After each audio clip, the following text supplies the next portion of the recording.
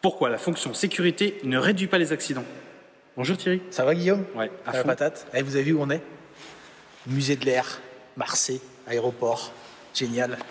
On a le musée pour nous toute la matinée. On va en profiter pour vous montrer Pour des vous choses. aussi. Pour vous montrer des choses extraordinaires, il faudra être patient, il faudra revenir aussi périodiquement parce que vous n'aurez pas tout aujourd'hui dans cette vidéo. Non, exact. Alors la réponse à votre question.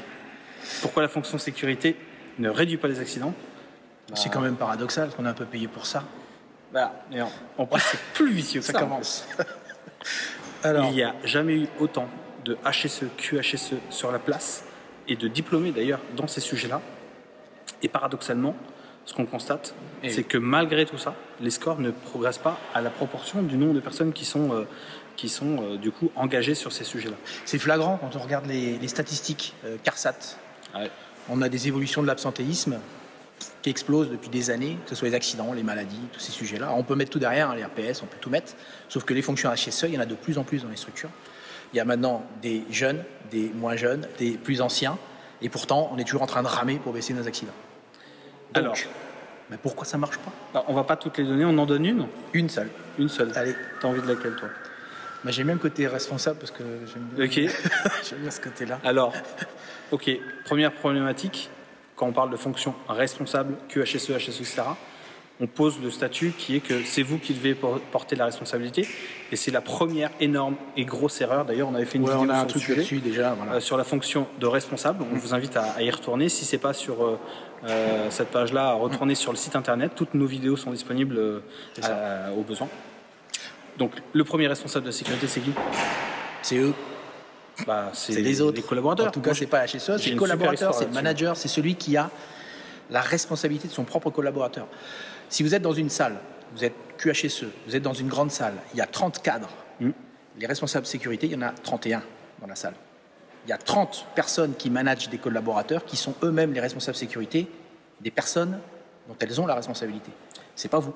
Et ça vaut aussi pour la qualité, pour l'environnement, les RH, la partie financière. Chacun est responsable de sa valeur ajoutée et c'est extrêmement important de le comprendre.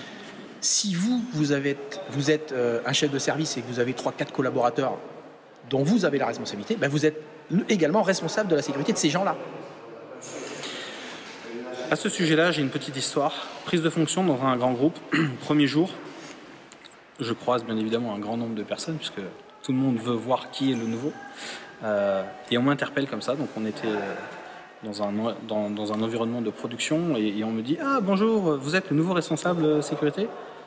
Non. Pardon? Alors, non. Et pourquoi il m'appelait comme ça? Premièrement, parce que les précédents avaient le titre de responsable, ce qui n'était pas mon cas, parce que ça fait partie des choses sur lesquelles je suis extrêmement vigilant lorsque je négocie un contrat et pour la position et la posture que je dois avoir demain. Et donc je réponds, alors bien évidemment ça s'était attroupé, et donc je me retrouve avec une dizaine de personnes devant moi et je leur dis, bah voilà, non je suis pas le responsable de sécurité, par contre moi je vois 11 responsables de leur sécurité. Vous voyez, on est 10 plus moi, donc on est chacun individuellement responsable de notre propre sécurité premièrement. Deuxièmement, on est co-responsable de la sécurité des uns et des autres. Donc nous devons, en tant qu'experts dans nos postes, veiller à ne pas blesser les autres et à ce que les autres ne viennent pas se blesser dans nos écosystèmes personnels. Et puis dernièrement, le dernier point, c'est et votre manager doit s'assurer que vous soyez conscient que vous êtes responsable de votre sécurité, de celle des autres, et moi, je suis là pour vous le rappeler. Et normalement, le meilleur des mondes là. Hein. Et là, la posture, c'est bon. Dès le premier jour, boum, on change de positionnement. Oui, on n'est pas là pour faire le responsable de la sécurité pour tout le monde. Non, on est là pour rappeler à chacun qu'ils sont eux-mêmes responsables de leur sécurité, de leurs collaborateurs, etc. Bon, en tous les cas, pour conclure ce petit sujet, si vous aussi vous posez des questions et que vous voulez progresser, n'hésitez pas à consulter notre site internet.